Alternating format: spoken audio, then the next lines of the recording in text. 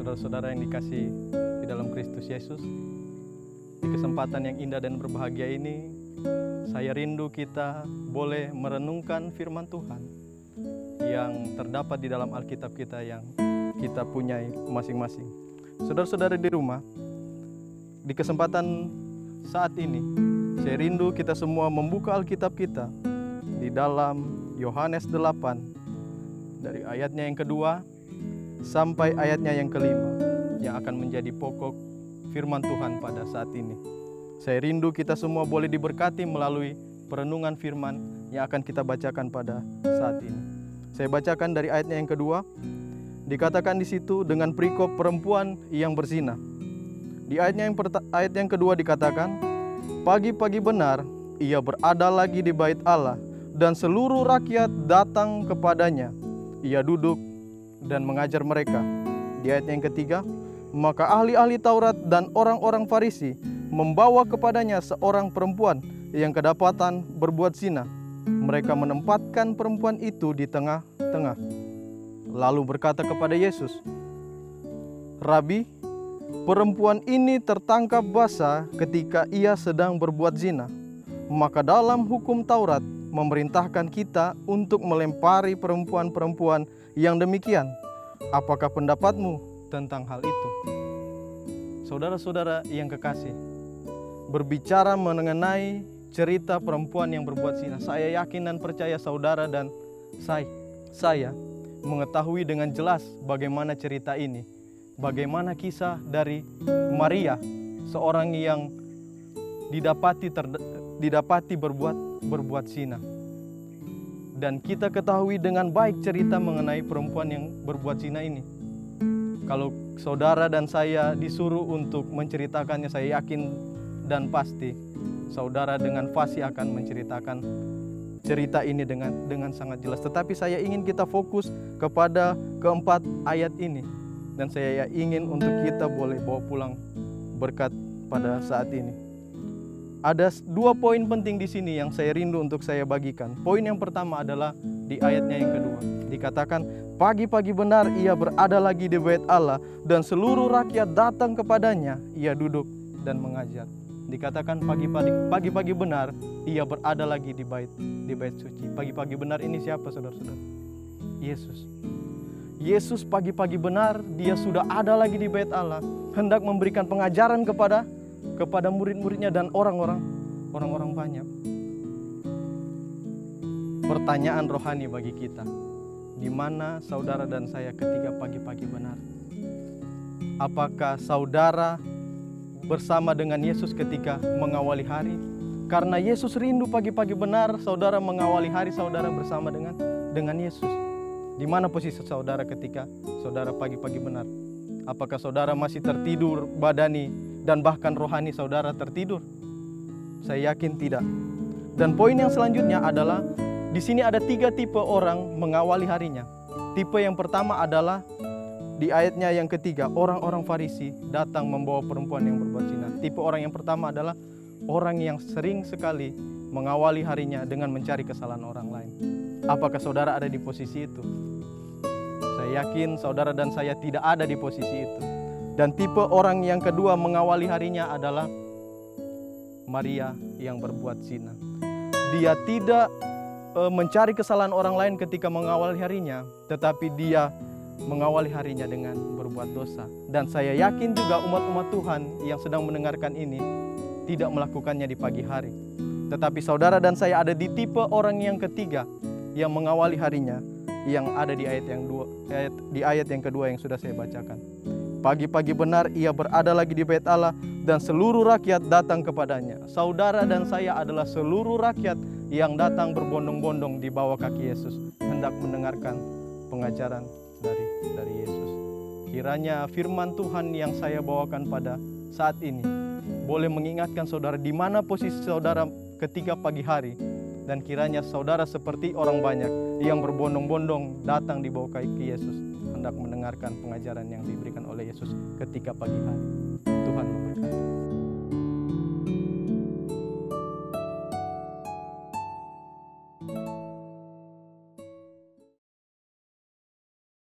Shalom, selamat berjumpa kembali di Suara Pengharapan Hope Channel Borneo. Acara ini memberi pengharapan kepada banyak orang tanpa melihat latar belakang, budaya, dan bahasa Anda. Pada malam hari ini kita telah sampai di acara malam permintaan doa. Selamat malam dan selamat berbakti.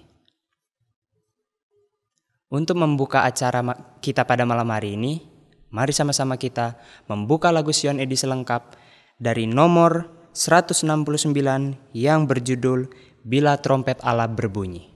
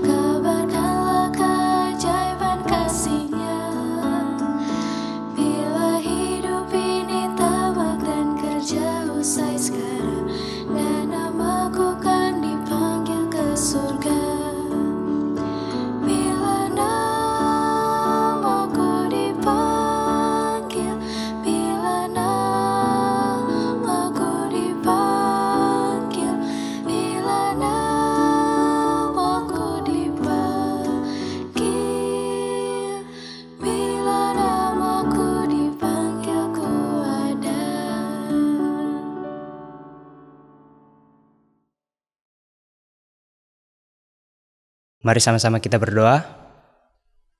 Bapa di surga, terima kasih Tuhan atas berkat-Mu kepada kami, sehingga kami dapat lagi memuji dan memuliakan nama-Mu. Bapa di surga, pada malam hari ini kami memulaikan acara malam permintaan doa kami. Berkati dari awal, pertengahan hingga akhirnya. Berkati juga Tuhan, nanti hamba Tuhan yang akan menyampaikan firman Tuhan, agar Engkau urapi mulut dan lidahnya, agar dapat berkata sesuai dengan kehendak-Mu Tuhan. Bapa di surga, inilah doa dan pengharapan kami, karena kami berdoa di dalam nama Yesus. Amin. Baiklah, sebelum kita mendengarkan firman Tuhan, mari sama-sama kita mendengarkan satu lagu buah pujian.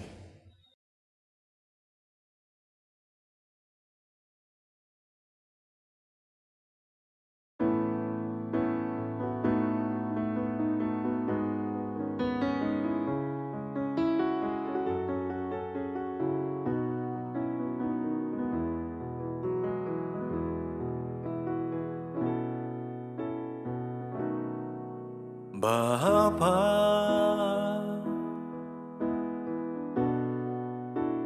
Engkau sungguh baik, kasih-Mu melimpah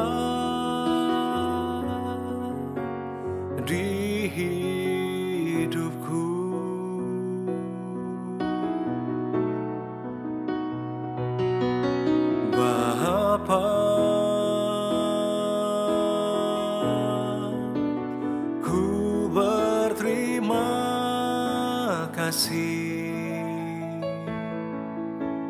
berkat-Mu hari ini yang Kau sediakan bagiku.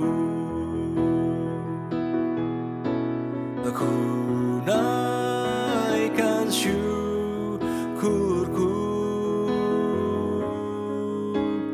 buat hari yang Kau beri, tak habis-habisnya kasih dan rahmat-Mu. Selalu baru dan tak pernah terlambat pertolongan-Mu. Besar setia-Mu di sepanjang hidupku.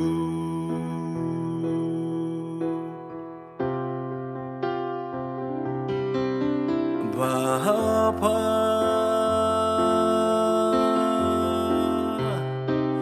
Engkau sungguh baik, kasih-Mu melimpah di hidupku. Oh, oh, oh, Bapa, aku berterima kasih, berkat-Mu hari ini yang Kau sediakan bagiku.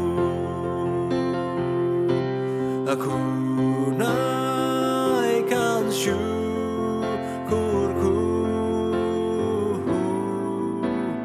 buat hari yang Kau beri, tak habis-habisnya kasih dan rahmat-Mu. Oh, selalu baru dan tak pernah terlambat pertolongan-Mu. Besar setia-Mu di sepanjang hidupku.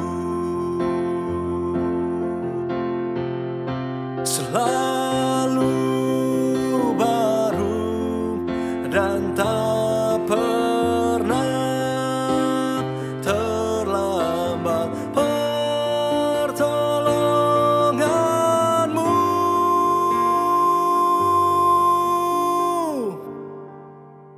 Besar setia-Mu di sepanjang hidupku. Besar setia-Mu di sepanjang hidupku.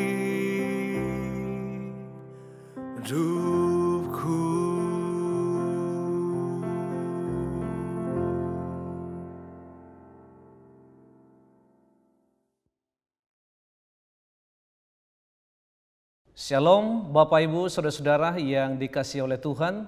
Senang boleh bertemu dengan saudara semua. Dan saya percaya bukanlah sebuah kebetulan kita boleh bertemu kembali melalui program ini. Pada hari ini Bapak Ibu Saudara-saudara yang dikasihi oleh Tuhan, kita akan mencoba membahas tentang firman Tuhan yang saya angkat dalam Kisah 1 Raja-Raja pasal 12 pasal 13 dan juga pasal 14 dengan satu judul yaitu penurutan yang memalukan. Kita melihat ceritanya Bapak Ibu Saudara-saudara yang dikasihi oleh Tuhan, bahwa setelah kematian Raja Salomo, kerajaan Israel terpecah menjadi dua. Yang pertama di bawah kekuasaan Yerobeam yang menguasai wilayah Israel, dan kemudian Rehabeam yang dikuasai wilayah Yehuda. Lalu Bapak Ibu Saudara-saudara, sangat disayangkan sekali kita lihat tentang kisah Rehabeam ini, di mana dia mengikuti saran buruk dari teman-teman seumur dengan dia. Lalu tentu saja masing-masing kedua raja ini sangat bertanggung jawab kepada wilayahnya masing-masing. Sementara itu pula Yerobeam memulai ibadat palsu.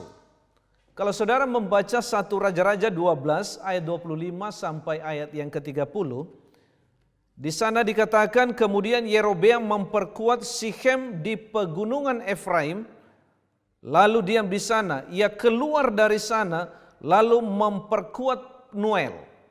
Maka berkatalah Yerobeam dalam hatinya, kini mungkin kerajaan ini kembali kepada keluarga Daud. Jika bangsa itu pergi mempersembahkan korban sembelihan di rumah Tuhan di Yerusalem, maka tentulah hati bangsa ini akan berbalik kepada Tuhan mereka, yaitu Rehabeam, Raja Yehuda. Kemudian mereka akan membunuh aku dan akan kembali kepada Rehabeam, Raja Yehuda. Sesudah menimbang-nimbang, maka raja membuat anak lembu jantan dari emas dan ia berkata kepada mereka, sudah cukup lamanya kamu pergi ke Yerusalem. Hai Israel, lihatlah sekarang Allah-Allahmu yang telah menuntun engkau keluar dari tanah Mesir, lalu yang menaruh lembu yang satu di Betel dan yang lainnya di Dan. Saudara-saudara, dia mau mencoba untuk membuat Allah-Allah lain supaya bangsanya yang dia pimpin itu melupakan Yerusalem, dan dia ingin membuat segala sesuatunya mudah bagi mereka. Bapak Ibu, saudara-saudara yang dikasihi Tuhan, segera setelah itu seorang nabi muda dari Yehuda diarahkan oleh Allah untuk menyampaikan nubuat itu terhadap mezbah Yerobeam. Kenapa? Allah ingin menegur Yerobeam oleh sebab ia telah mencondongkan hati rakyatnya supaya mereka tidak beribadah lagi di Yerusalem. Lalu supaya mereka menggantikan Allah kepada Allah buatan. Saudara membaca di dalam 1 Raja-Raja pasal 13 ayat 1 sampai 3, maka kita lihat ceritanya di sana. Bapak Ibu Saudara-saudara, mari kita buka Alkitab kita bersama-sama dalam 1 Raja-Raja 13 ayat 1 sampai yang ketiga. Sedang Yerobeam berdiri di atas mezbah itu sambil membakar korban, maka atas perintah Tuhan datanglah seorang abdi Allah dari Yehuda ke Betel.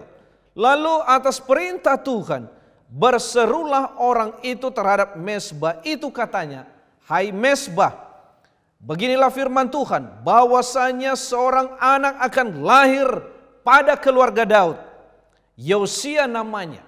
Ia akan menyembelih di atasmu imam-imam bukit pengorbanan yang membakar korban di atasmu, juga tulang-tulang manusia akan dibakar di atasmu. Pada waktu itu juga ia memberitahukan suatu tanda ajaib katanya. Inilah tanda ajaib bahwa Tuhan telah berfirman bahwa mezbah itu akan pecah sehingga tercurah abu di atasnya. Saudara-saudara, baru setelah itu kita melihat dalam nanti 2 Raja-Raja pasal 23 ayat 15 sampai ayat yang ke-20 tentang penggenapan kalimat yang diucapkan oleh nabi muda ini. Mendengar peristiwa itu, apa yang dikatakan oleh nabi itu, maka Yerobeam marah karena nabi muda itu ada di sana dan membuat dia susah hatinya. Saudara membaca di dalam 1 Raja-Raja 13 ayat yang keempat, saking marahnya dia katakan, demi Raja Yerobeam mendengar perkataan abdi Allah yang diserukannya terhadap mezbah di Betel itu, ia mengulurkan tangannya dari atas mezbah dan berkata, tangkap dia. Tetapi tangan yang diulurkannya terhadap orang itu menjadi kejang, sehingga tidak dapat ditariknya kembali. Saudara-saudaraku yang dikasihi oleh Tuhan, tetapi nabi muda itu memahami perintah Tuhan. Dalam 1 Raja-Raja 13 ayat 8 sampai ayat yang ke-10. Tuhan berkata, jangan tinggal di Betel. Mereka telah berbalik dari Tuhan di tempat itu. Tuhan ingin agar umatnya tetap demikian. Jika dia berkata tidak memiliki persekutuan dengan mereka. Saudara-saudara yang dikasihi oleh Tuhan, ketika Tuhan memberikan perintah kepada nabi muda itu, dia katakan setelah engkau mengatakan demikian, langsung segera pulang, tetapi bukan jalan awalmu, tetapi ambil jalan yang lain. Tapi dalam kisah itu selanjutnya, saudara membaca di dalam 1 Raja-Raja 13 ayat 11 sampai 19, nabi muda itu menolak undangan Yerobeam dan sedang dalam perjalanan pulang dengan rute yang berbeda. Saudara-saudara, Raja Yerobeam marah kepada nabi muda itu untuk menyingkirkannya. Yerobeam mencoba kekuatan, tetapi Tuhan menyertai nabi itu. Saudara-saudara, demikianlah kita juga umat manusia. Ketika kita dekat dengan Allah, maka apapun cara yang dilakukan oleh manusia, manusia tidak sanggup untuk melawan kita, karena Tuhan pasti akan menyertai kita. Lalu apa tindakan dari Yerobeam? Yerobeam selanjutnya menawarkan uang kepadanya. 1 Raja-Raja 13 ayat yang ke-7. Kemudian berbicaralah raja itu kepada abdi Allah itu, marilah bersama-sama dengan aku ke rumah. Segarkanlah badanmu. Sesudah itu aku hendak memberikan kepadamu suatu hadiah. Apakah nabi itu pergi? Saudara-saudara, Tuhan katakan kepadanya, jangan berhenti, pergi. Jangan tinggal di Betel, pulang, segera pulang. Tuhan menginginkan umatnya melakukan apa yang diperintahkan oleh Tuhan. Tapi kita lihat saudara-saudara, dalam perjalanan itu 1 Raja-Raja 13 ayat 11 sampai yang ke-19, nabi itu menolak undangan Yerobeam dan sedang dalam perjalanan pulang dengan rute yang berbeda. Tapi sayang sekali, saudara-saudara, dalam perjalanan seorang nabi tua telah mendengar tentang nabi muda itu dan pergi menemuinya.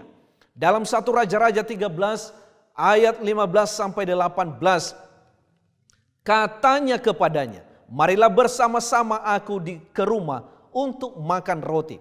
Tetapi jawabnya, aku tidak dapat kembali bersama-sama dengan engkau dan singgah kepadamu. Aku tidak dapat makan roti dan minum air bersama-sama engkau di tempat ini. Sebab telah diperintahkan Tuhan kepadaku atas firman Tuhan, jangan makan roti atau minum air di sana. Jangan berjalan pulang melalui jalan yang telah kuambil itu. Lalu jawabnya kepadaku, aku pun seorang nabi sama seperti engkau. Atas perintah Tuhan, seorang malaikat telah berkata kepadaku bahwa ia pulang bersama-sama engkau ke rumahmu supaya ia makan roti dan minum air. Tetapi ia berbohong kepadanya. Saudara-saudara, maka apa yang terjadi setelah itu? Ketika ada seorang nabi tua mengatakan bahwa ia berasal dari Tuhan, tetapi sebenarnya ia sedang menipu orang atau nabi muda itu. Pada akhirnya Tuhan memberikan atau mengumumkan satu hukuman kepadanya. Dalam 1 Raja-Raja 13 ayat 20 sampai 22. Sedang mereka duduk menghadap meja, datanglah firman Tuhan kepada nabi yang telah membawa dia pulang. Ia berseru kepada nabi abdi Allah yang telah datang dari Yehuda. Maksudnya ini nabi muda ini. Beginilah firman Tuhan, engkau telah memberontak terhadap titah Tuhan dan tidak berpegang pada segala segala perintah yang diperintahkan kepadamu oleh Tuhan Allahmu, tetapi kembali dan makan roti dan minum air di tempat ini, walaupun ia telah berfirman kepadamu, jangan makan roti atau minum air, maka mayatmu tidak akan masuk ke dalam kubur nenek moyangmu. Saudara-saudaraku yang dikasihi oleh Tuhan, kita lihat beberapa pelajaran yang ada di dalam kisah ini nanti, saudara-saudara. Yang pertama adalah bahwa benar orang Israel pertama-tama melihat tanda Nabi, dan kemudian benar mereka telah melihat tanda yang dibuat oleh Nabi. Dapatkah kita membayangkan keajaiban yang dirasakan orang-orang ketika melihat Nabi dibawa ke kota mati dengan seekor keledai? Mereka perlu memahami bahwa pria ini, meskipun ia adalah abdi Allah, harus membayar hukuman atas ketidaktaatannya. Saudara-saudara, berapa lama kita menjadi umat Tuhan? Berapa lama kita telah menjadi orang Kristen?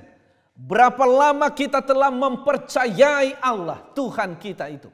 Berapa lama kita telah menjadikan Yesus Kristus sebagai juru selamat kita?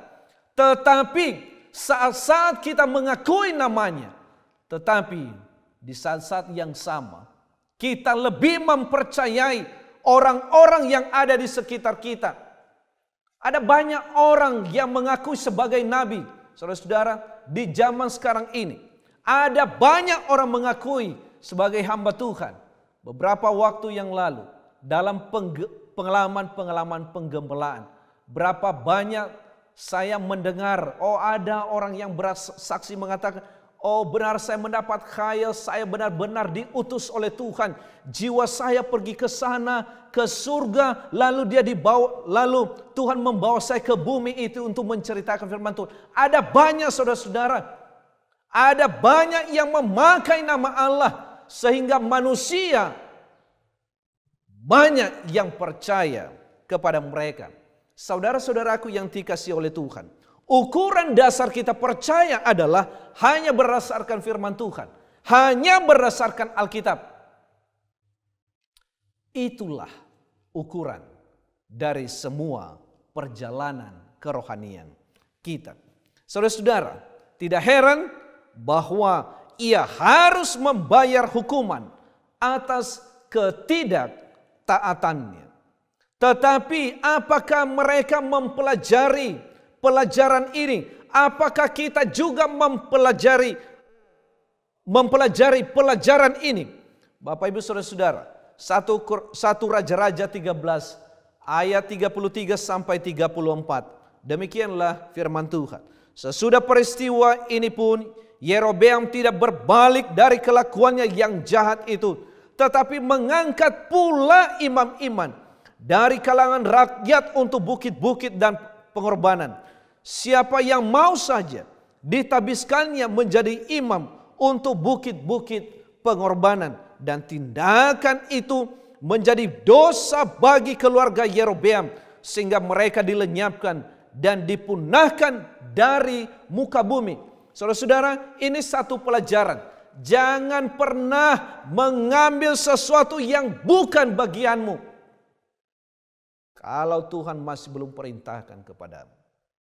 Sesungguhnya Tuhan akan mengumumkan sebuah hukuman bagi engkau. Saudara, dalam kisah ini disebutkan bukan hanya Yerobeam, tetapi keluarganya dan keturunannya dipunahkan, dilenyapkan oleh sebab sesuka hatinya untuk mengangkat imam-imam melayani mesbah-mesbah yang dibuatnya, yang seharusnya hamba Tuhan yang telah diutus untuk melakukannya. Saudara-saudara yang dikasihi oleh Tuhan, orang bijak akan belajar dari kesalahan orang lain. Dia tidak akan merasa harus membuat semua kesalahan sendiri. Tidak ada yang bijaksana dalam belajar dengan cara yang sulit. Jika setan, saudara-saudara, jika setan tidak dapat memberi Anda satu cara, ia akan mencoba yang lainnya. Artinya ada 1001 macam cara yang dilakukan oleh setan untuk menjatuhkan umat-umat Tuhan di zaman sekarang ini. Tadi yang pertama ia ditawarkan setelah ia menyatakan bahwa inilah kebenaran firman Tuhan. Ia ditawarkan uang, ia ditawarkan jabatan, ia ditawarkan banyak hal, saudara-saudara, dan ia ditawarkan makanan-makanan yang enak. Tetapi Nabi Tuhan itu ia tidak menolak pertama sekali, saudara-saudara. Tetapi di tengah-tengah perjalanan, ya ada orang yang mengatasnamakan Tuhan. Oh, ini juga firman Tuhan. Ini juga adalah Alkitab yang kita pelajari. Hati-hati saudara-saudara, ada banyak cara yang dilakukan oleh setan untuk mengelabui pikiran orang-orang Kristen di zaman sekarang ini. Supaya seakan-akan mereka percaya kepada Tuhan. Mereka belajar firman-Nya. Tapi sesungguhnya mereka tidak menuruti apa yang dikatakan oleh Alkitab itu sendiri. Taktik setan dengan nabi muda, dia mencoba dengan kekuatannya, dia mencoba dengan keramahan dan uang, dia menggunakan seorang nabi. Saudara-saudara, kita lihat bahwa setan sangat lihai, serba bisa dalam berbagai godaan. Kalau saudara membaca Efesus pasal 6 ayat 10 sampai 11 dikatakan dia tipu muslihat ada padanya. 2 Korintus 2 ayat 11 dia memiliki tujuan dan keinginan-keinginan yang jahat. Apalagi saudara-saudara, dalam 2 Korintus 11 ayat 3 dikatakan bahwa dia begitu licik berusaha melakukan korupsi. 2 Tesalonika pasal 2 ayat 9 dia mencoba membuat kita terkesan sebab kata-kata dusta yang ada di mulutnya. Wahyu pasal 12 ayat yang ke-9 dia menipu, saudara-saudara. Dia menipu. Dan banyak sifat-sifat setan yang lainnya. Hanya karena seseorang mengatakan sesuatu tidak membuatnya demikian. Banyak orang hari ini mengaku berbicara tentang firman Allah, padahal perbuatannya tidak sesuai dengan apa yang ia katakan. Ada banyak berbicara tentang Injil, ada banyak berbicara tentang kebaikan, ada berbicara tentang pengampunan, padahal dia sendiri tidak melakukan apa yang ia katakan. Saya mau katakan bahwa ini penurutan yang sangat memalukan sekali. Engkau sedang memalukan Tuhan. Saya mohon saudara-saudara, Jangan pernah membuat malu Tuhan. Menurutlah dengan baik. Lakukanlah dengan baik. Lakukanlah seperti yang difirmankan oleh Tuhan. Maka niscaya engkau akan diberkati oleh Tuhan. Apakah Anda mendengarkan sebagian, semua, atau tidak sama sekali? Dalam 2 Korintus 11 ayat 13 sampai ayat 15. Hari ini banyak yang mencoba untuk membuat Anda berpikir bahwa mereka adalah sesuatu yang bukan dari mereka. Mereka berbohong, saudara-saudara. Nabi muda itu menerima perkataan nabi tua itu tanpa memeriksanya terlebih dahulu. Bukankah banyak orang yang tertipu karena kalimat-kalimat para pendeta yang ada di mimbar sana dengan susunan-susunan yang teratur sehingga mereka tergoda, saudara-saudara. Periksa terlebih dahulu, selidiki terlebih dahulu, maka turutilah apa yang dikatakan oleh firman Tuhan. Jangan percaya kepada kata-kata dusta. Yeremia 7 ayat 4. Apakah kita akan begitu mudah tertipu? Kita harus berhati-hati untuk hanya percaya kepada kebenaran. Saudara nanti baca di rumah. Kalau ada pulpen di tangan saudara, boleh catat ayat-ayatnya. 1 Tesalonika pasal 5 ayat 21. Kisah pasal 17 ayat 11. 1 Yohanes pasal 4 ayat yang pertama. Galatia 1 ayat yang ke-6 sampai ayat yang ke-10. Umatnya harus tetap setia. Nabi muda memulai dengan luar biasa. Menolak kekuatan, menolak uang. Tetapi dia lengah. Tetap setia adalah pertempuran yang konstan, saudara-saudara. Wahyu pasal 2 ayat yang ke-10. Galatia pasal yang ke-5 ayat yang ke-7. Matius 10 ayat 22. Saudara-saudara, kita harus setia kepada Tuhan. Nabi tua itu adalah tempat Allah memberitahu nabi muda itu untuk tidak tinggal. Pernahkah Anda bertanya-tanya apa yang merasuki nabi tua itu seperti dia? Saudara-saudara, mungkinkah di tempat tinggalnya ia mulai luntur?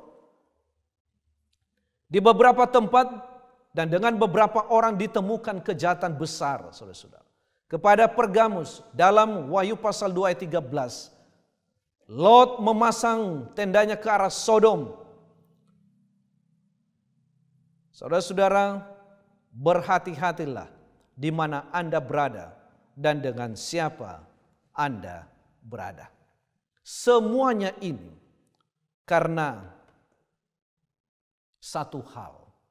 Sebenarnya lidah nabi tua itu bukan singa yang membunuh nabi muda itu. Bukan singa, saudara-saudara. Tetapi lidah dari nabi tua itu. Nabi tua itu berbohong. Ia menggunakan lidahnya untuk tujuan kejahatan. Alkitab banyak berbicara tentang lidah. Bapak ibu saudara-saudara, dikatakan Mazmur 5 ayat 9, dia terbuka, kuburan terbuka. Mazmur 52 ayat yang kedua, lidah bagaikan pisau cukur tajam. Mazmur 57 ayat 4, dia katakan seperti pedang tajam, seperti panah. Dalam Mazmur pasal 64 ayat yang ketiga. Amsal 16 ayat 27, api yang membakar, ya, menggigit mulut kuda. Kemudi kapal dalam Yakobus pasal 3 ayat 3 dan 4. Dia bagaikan binatang buas yang tidak bisa ditangkap. Yakobus 3 7 sampai 8. Yakobus 3 ayat 8. Saudara-saudara, racun yang mematikan. Apa yang kita mau simpulkan pada saat ini? Bapak ibu saudara-saudara yang dikasihi oleh Tuhan, pada kesempatan ini kita mengambil beberapa pelajaran dari pelajaran ini. Yang pertama adalah Tuhan mau kita supaya kita menuruti firman Tuhan. Jangan tergoda dengan apa yang ditawarkan oleh dunia ini. Sekalipun dia adalah orang yang lebih tua dari Anda, yang mungkin barangkali dia adalah mengaku sebagai hamba Allah. Dia mungkin, maaf kalau saya katakan, dia juga adalah gembala jemaat. Saudara-saudara, hal-hal apa yang dibicarakan oleh mereka yang tidak sesuai dengan firman Tuhan, jangan menuruti karena penghormatan kepada dunia ini, tetapi menurutilah apa yang dikatakan oleh Alkitab kepada saudara. Pelajaran yang ketiga, Allah mau supaya setiap orang Kristen dalam mempelajari firman Tuhan, mendengarkan firman Tuhan, selidiki. Itulah sebabnya selalu kami katakan kepada anggota-anggota jemaat kami, belajarlah Alkitabmu, berdoalah banyak saat-saat engkau membaca firman Tuhan, supaya Tuhan memberikan hikmat kepadamu, pengertian kepadamu. Maka di dalam hikmat, pengertian, dan penurutan, maka engkau akan melakukan seluruh firman Tuhan yang dikatakan di dalam Alkitab ini. Pelajaran yang keempat, saudara-saudara yang dikasihi oleh Tuhan, saya menghimbau kita supaya kita menggunakan lidah kita untuk membawa berkat bagi orang lain, mengucapkan berkat bagi orang lain, merahmati orang lain dengan kasih setia. Pada saat kita mengatakan bahwa kita adalah orang Kristen, saudara, menurutlah kepada Allah. Jangan pernah melakukan penurutan yang memalukan Tuhanmu. Jadilah umat-umat Allah yang setia dari sekarang sampai selama-lamanya. Kiranya Tuhan memberkati kita semua. Saya undang kita tunduk kepala dan kita berdoa. Ya Tuhan Allah yang ada di surga, kami memuji Engkau oleh sebab pekabaran yang indah yang Tuhan sudah berikan kepada kami. Mengingatkan kami kembali supaya kami hanya menuruti apa yang Engkau firmankan bagi kami. Sekalipun dunia menawarkan kepada kami hal-hal yang menyenangkan, atau sekalipun setan memiliki berbagai cara untuk menjatuhkan kami dan menjauhkan kami daripada Tuhan, biarlah firman-Mu itu Tuhan akan membentengi jiwa kami. Kami mau berdoa bagi seluruh pemirsa di mana saja mereka berada pada saat ini, yang sedang menonton acara ini, yang sedang belajar firman Tuhan. Hamba berdoa kepadamu Tuhan, berikanlah kepada mereka kuasa untuk mengerti firman-Mu. Berikanlah kepada mereka kemampuan untuk menuruti apa yang Engkau firmankan kepada mereka. Arahkanlah hati mereka, berkatilah telinga mereka, hati mereka yang mereka pergunakan dalam penurutan akan firman Tuhan ini. Bimbinglah jiwa mereka dekat dengan Tuhan, supaya mereka menyiapkan diri mereka bagi perjalanan-perjalanan rohani mereka selama hidup di dalam dunia ini.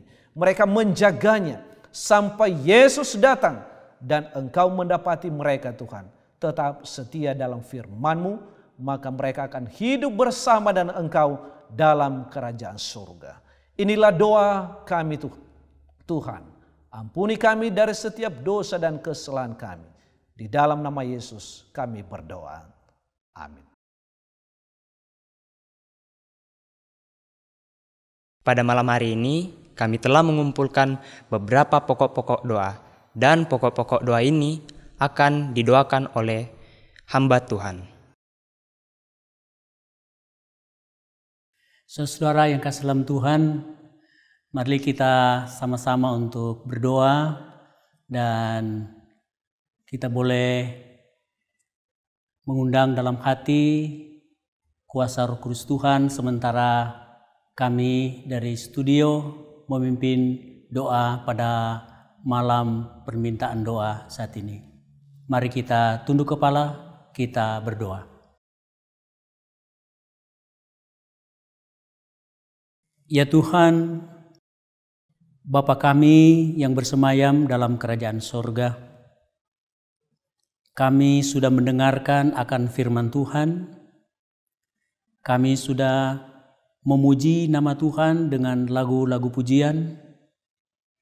Karena itu kami berterima kasih dan bersyukur oleh karena berkat-Mu pada malam permintaan doa saat ini.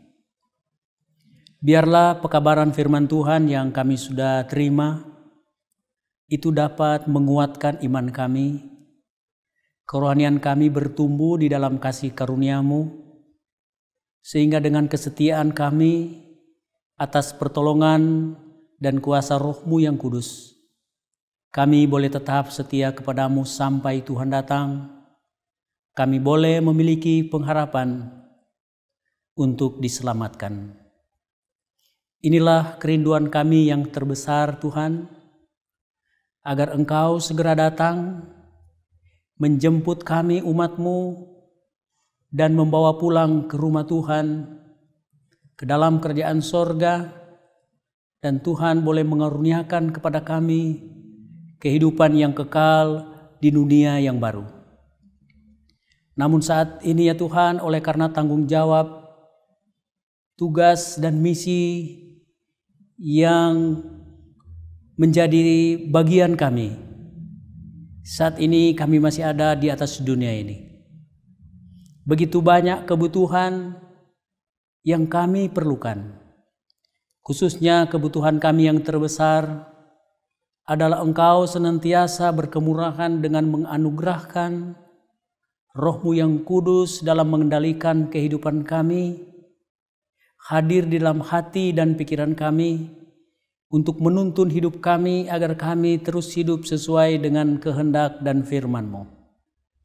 Sementara itu, kami terus menjadi terang Tuhan, boleh menjadi saksi bagi Kristus dalam menyampaikan kabar baik. Secara khusus ya Tuhan, pada malam ini kami berdoa bagi umat-umat Tuhan di mana saja mereka berada.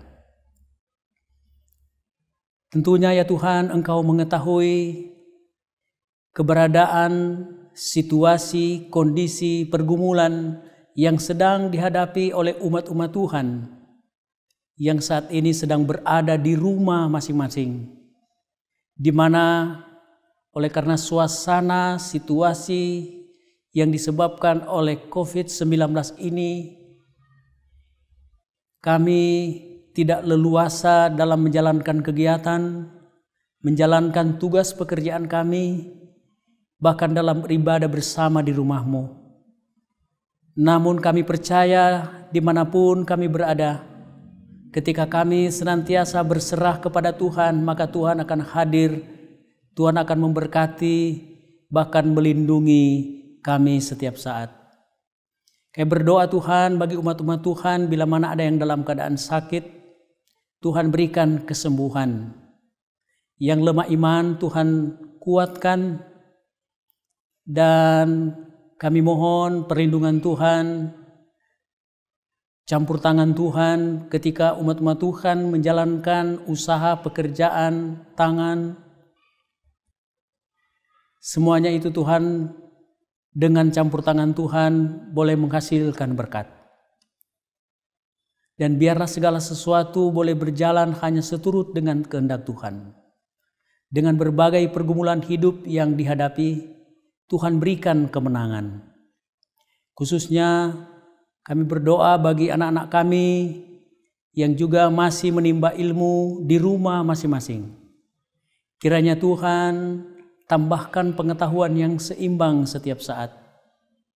Tuhan berkati mereka demi untuk cita-cita mereka di masa yang akan datang. Dan kami juga berdoa bagi keluarga-keluarga umat Tuhan yang saat ini sedang berduka. Di antaranya ya Tuhan, keluarga Ibu Iut yang kami kasihi di Bontang, yang saat ini sedang berduka oleh karena Tuhan izinkan beristirahat, suami yang kekasih, orang tua, saudara kami dalam Tuhan untuk beristirahat sementara. Demikian pula keluarga Bapak Hermawan di Kutai Barat. Biarlah penghiburan dan kekuatan dari sorga boleh menjadi bagian dari kedua keluarga ini. Dengan pertolongan Tuhan, mereka dengan rela hati untuk melepaskan akan kepergian dari anggota keluarga, dan kami boleh sama-sama bertemu saat Tuhan datang, bila mana kami tetap setia kepadamu. Kami juga berdoa bagi gereja Tuhan dalam pembangunan rumah Tuhan, dalam kegiatan pelayanan. Tuhan menyertai agar segala sesuatu dapat berjalan dengan baik. Kami juga berdoa bagi Ibu Marolop Sinaga, anggota Jemaat Eklesia Harian Timur Kuala Hilir, Sumatera Utara. Kiranya Engkau menyertai Ibu ini dalam kehidupan sehari-hari, dalam tugas sehari-hari, bahkan dalam keluarga. Tuhan berikan kesehatan yang sempurna, kekuatan yang berasal dari sorga. Tuhan campur tangan dalam setiap rencana-rencana dan pekerjaan sehari-hari.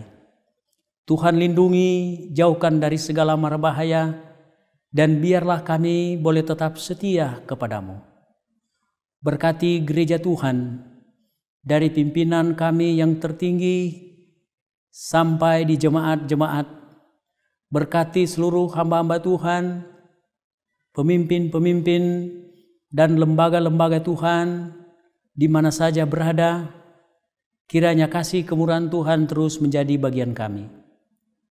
Bapa di sorga, inilah doa dan pengharapan kami yang kami persembahkan hanya melalui anak-Mu Yesus Kristus yang telah menjadi Tuhan dan Juru Selamat kami. Amin. Saudara-saudaraku yang kasih dalam Tuhan, bila mana di antara saudara ada permohonan doa, kami persilakan untuk dapat mengirimkannya dengan mengisi di ruang komentar di YouTube maupun di Facebook.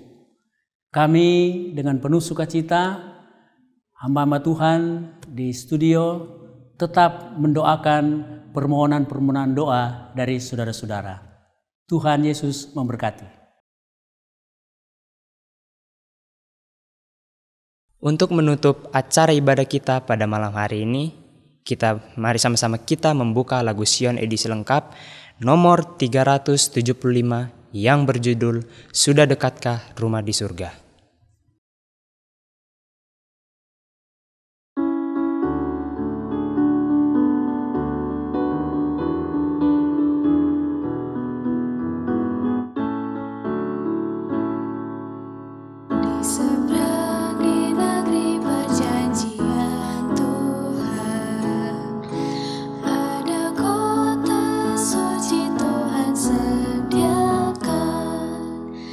Bila di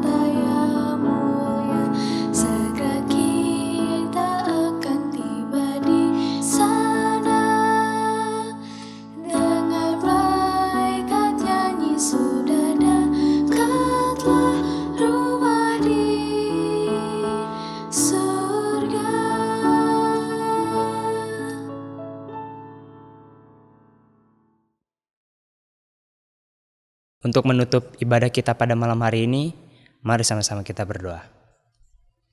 Bapa kami di surga, terima kasih Tuhan karena Engkau telah menyertai acara ibadah Rabu malam kami dari awal pertengahan hingga akhirnya Tuhan. Bapa kami di surga, berkati apa yang telah kami dengarkan dari firman tadi, agar itu dapat kami terapkan dalam kehidupan kami sehari-hari Tuhan. Bapa kami di surga, sekarang kami mau istirahat, berkati kami dalam satu hari ini Tuhan. Terima kasih Tuhan, inilah doa dan pengharapan kami karena kami berdoa dalam Yesus. Amin. Baiklah, acara ibadah kita pada malam hari ini telah selesai. Kita berjumpa lagi di malam Vesper jam 7.30 waktu Indonesia Tengah, hanya di YouTube dan Facebook Hope Channel Borneo. Selamat malam, Tuhan Yesus memberkati.